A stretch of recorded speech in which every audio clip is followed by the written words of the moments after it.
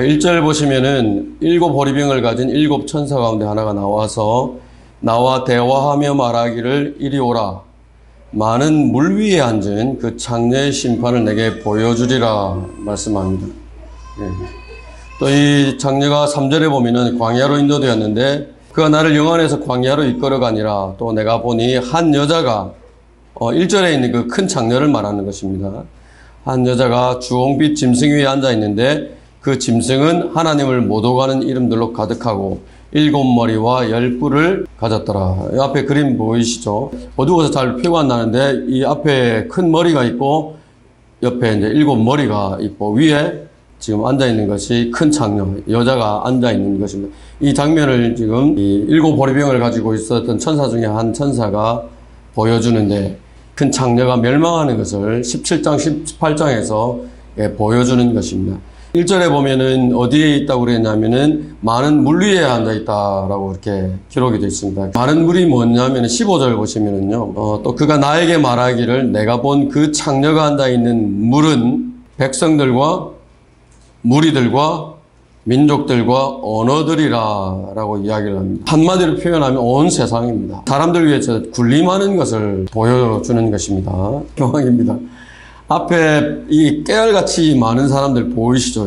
교황청 앞에 있는 이 사람들입니다. 사람들이 환호를 하는데 여러분 한번 기억을 떠올려 보시죠. 우리나라 대통령이 어디에 갈 때 아니면 외국에 있는 대통령들이 어느 나라를 방문을 했을 때 이처럼 이렇게 많은 인파들이 환호를 한 것을 보신 적 있으십니까?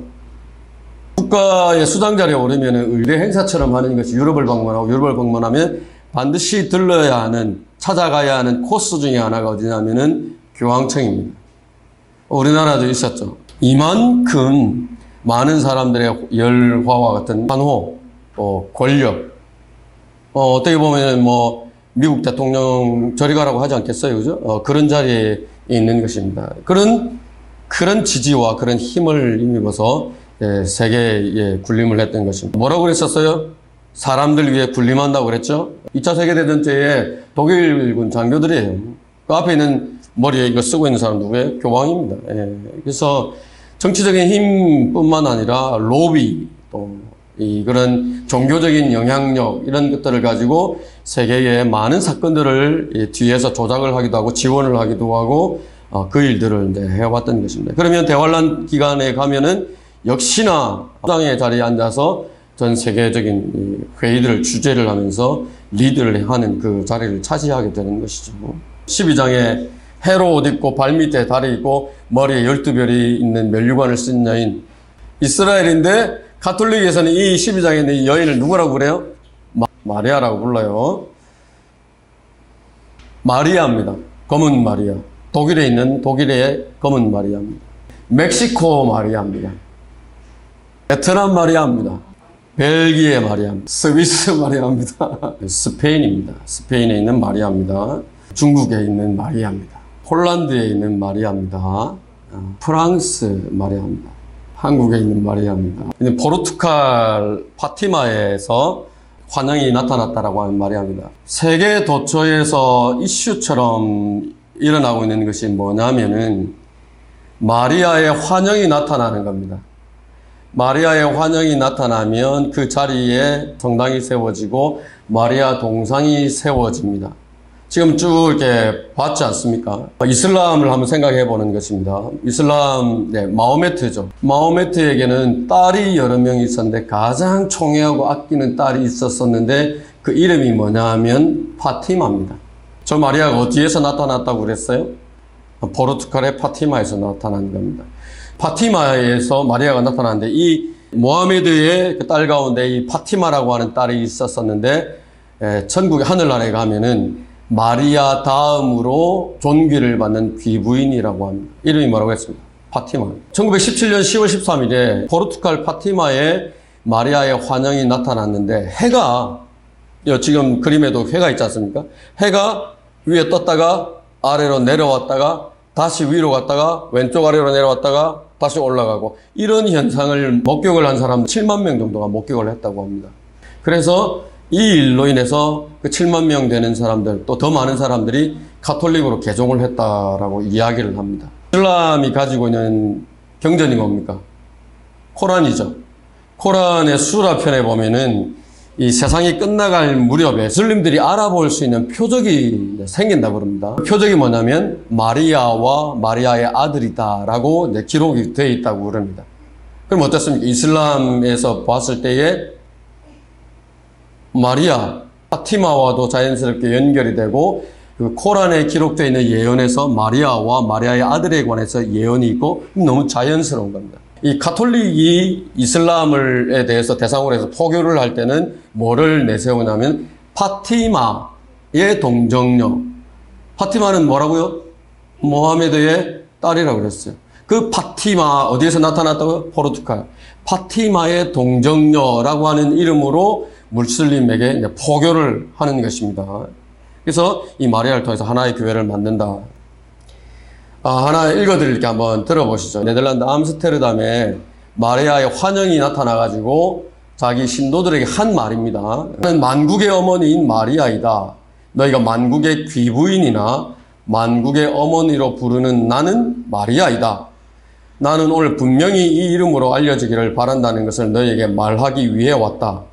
사람들의 모든 자손들, 이 세상 모든 나라들의 자손은 하나가 될지어다. 이런 말을 마리아의 환영이 나타나서 이제 했다는 것입니다. 교회에서 예배를 드리는데 누구한테 절하고 있어요? 마리아를 숭배하고 있어요. 마리아를. 동상 발을 쓰다듬는 겁니다. 전에도 한번 말씀드렸습니다만은 극히 존경한다. 내가 숭배한다. 이런 표식이 뭐예요? 그 상대방의 발에다가 키스를 하는 겁니다. 사람들이 순교를 하잖아요. 불교에 있는 불자들도 순교를 해요. 가톨릭에 있는 그 가톨릭을 믿는 사람들도 순교를 하고, 무슬림에 있는 사람들도 그 자살 테러, 뭐 하는 겁니까, 그게? 알라를 위해서 순교하는 거예요. 자살 테러 하는 것이.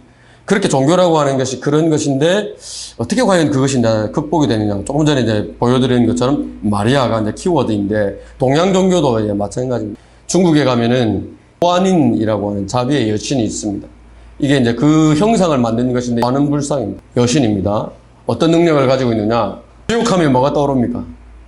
잔인하고, 무자비하고, 딱딱하고, 불타고, 그죠? 근데 이 관음불상, 이 크완인, 이 자비의 여신이 지옥에 들어가면 그 지옥을 부들부들부들하게 만든답니다. 아무리 극악무도한 죄인이라 하더라도, 지옥에 간 죄인이라고 하더라도 이 관음불상이 중보 기도를 하면 그 지옥에 간 죄인이 구출이 된다는 겁니다. 자비를 얻는다는 겁니다. 그러면 어떻게 됩니까? 지옥은 이 관음불상에 가기만 하면 텅텅 비겠죠. 그래서 마귀들이 제발 떠나달라고 부탁을 하는 그런 존재가 바로 이 관음불상인데 여신입니다. 머리에 여러분 보시면 여기 있죠. 이게 자그마한 사람의 형상이 있는데 이게 뭐냐면은 하나님의 형상이라고 합니다. 하나님의 형상을 머리에 입고 있는 것입니다. 이 관음불상이 우리가 알고 있는 하늘나라 거기로 사람들을 데려가는데 그중에 한 사람이라도 이탈이 되면은 그 한 사람을 데려갈 때까지는 자기는 절대로 그 하늘나라에 들어가지 않는다라고 하는 이야기가 있습니다. 아마테라스라고 하는 일본에 있는 여신입니다. 신화에 나오는 태양의 신인데 일본 전체를 표현을 할 때 아마테라스라고 하는 여신으로 이제 표현을 하는 대표적인 신이라고 합니다. 모든 신들을 다스리고 하늘나라를 통치한다라고 하는 그런 여신입니다. 왕관을 지금 마리아 머리에다 씌워주는 겁니다. 대관식을 하는 거예요. 대관식. 하늘의 여왕에게 왕관을 씌워주는 대관식을 하는 겁니다. 유사성이 있습니까? 모든 종교를 하나로 모으는 하늘의 여왕이라고 부르는 존재들입니다. 고대에 우리가 알고 있는 이스타르라고 들어보셨죠? 아스타롯, 이스타르, 이나나 등으로 불렸던 하늘의 여왕입니다. 손에 들고 있는 것이 왼쪽 그림과 비슷하죠? 이거는 이집트에 있는 이시스라고 하는 여신입니다. 이 이시스를 현대판으로 그려놓은 그림입니다. 현대판 이시스입니다. 수천 년간 전 세계적으로 이 하늘의 여왕이 숭배의 대상이 되어 왔습니다. 호칭은 다릅니다. 서로 다른 호칭을 가집니다. 비너스라든지 다이아나라든지 이스타라든지 아스토레시라든지 아르테미스, 리디스, 미네르바 이시스, 크와닌, 데미테르, 가이아, 루나, 헥타이트, 아프로디테, 오로라, 식무, 거룩한 어머니, 화이트 버팔로, 켈프, 우면, 샤키, 헤라, 인나나, 칼리, 주노, 소피아, 시레스, 아프로디테, 우리의 귀부인, 축복받은 어머니, 이름도 많죠. 이런 이름들로 계속 숭배를 받아왔던 여신입니다. 근데 다 달라요? 하나입니다.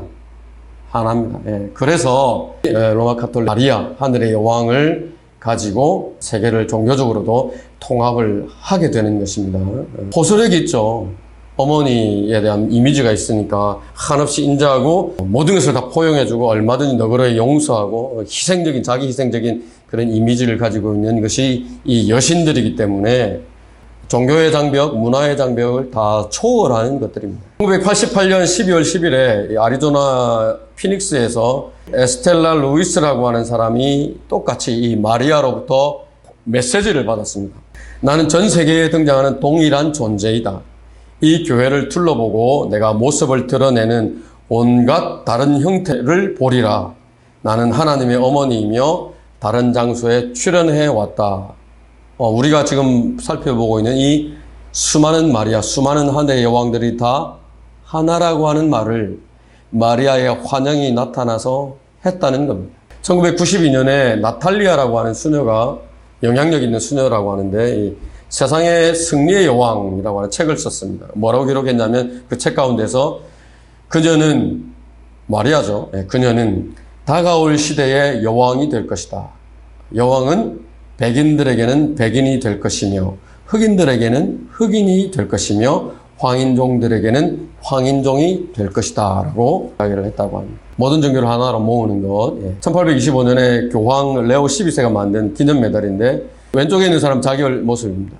오른쪽에는 많이 본 그림이죠. 우리가 쭉 봤던 거하고 일치되는 그 그림입니다.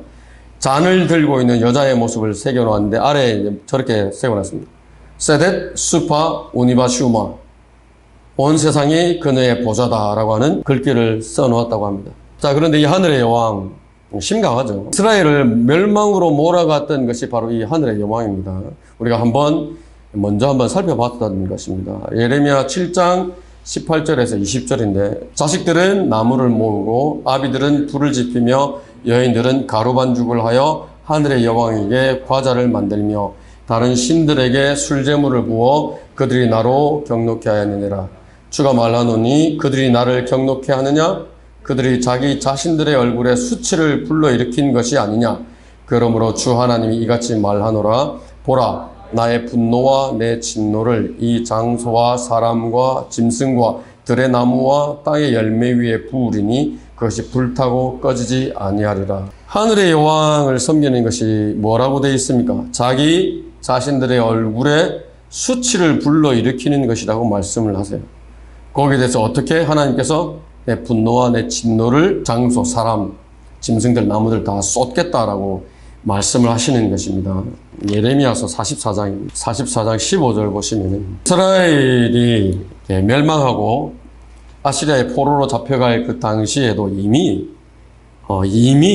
이 하늘의 여왕에게 분양하는 것들이 그냥 일상생활이 되어 있었던 거예요. 15절 보시면은 그때 자기 아내들이 다른 신들에게 분양하는 것을 안 모든 남자들과 곁에 섰던 모든 여인들 곧 이집트 땅 파드로스에 거하는 모든 백성의 큰 무리가 예레미야에게 대답하여 말하기를 내가 주의 이름으로 우리에게 고하였던 그 말에 대하여 우리가 내게 경청하지 아니하리라. 예레미야가 뭐라고 그랬습니까? 돌아서라 그랬죠. 하지 말라고, 버리라고.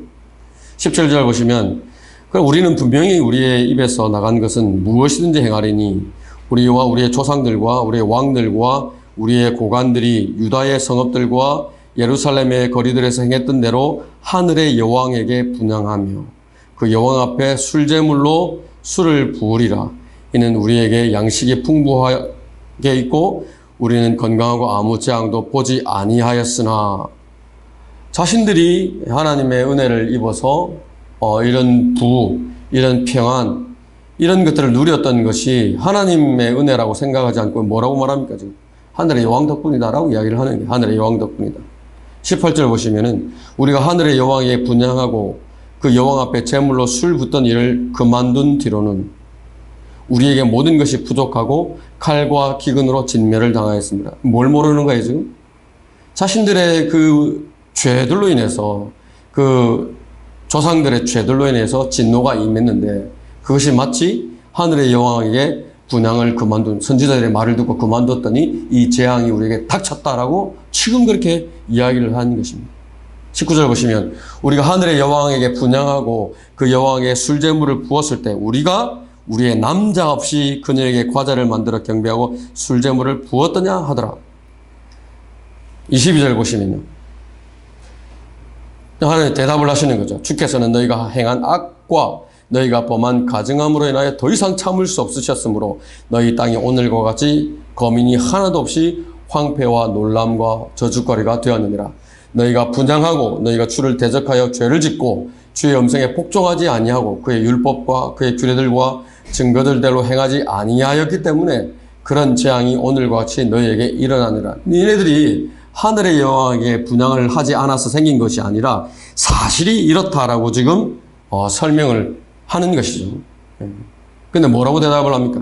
25절 보시면은 만군의 주 이스라엘의 하나님께서 이같이 일러 말씀하시느라. 너희와 너희 아내들이 모두 너희 입으로 말하였고 너희 손으로 이루었으며 말하기를 우리가 서원한 우리의 서원을 반드시 실행하리니 하늘의 여왕에게 분향하고 그 여왕에게 제물로 술을 부으리라 하였으니 너희는 반드시 너희 서원을 성취하고 반드시 너희 서원을 실행하지는. 그래? 해. 그 말입니다. 계속 이제 28절까지 나오는 것이 멸망할 것이다 라고 하는 경고가 주어지는 것인데, 무엇 때문에 멸망을 했어요? 하늘의 여왕에게 분향하는 것, 우상 숭배하는 것으로 멸망을 했던 것입니다.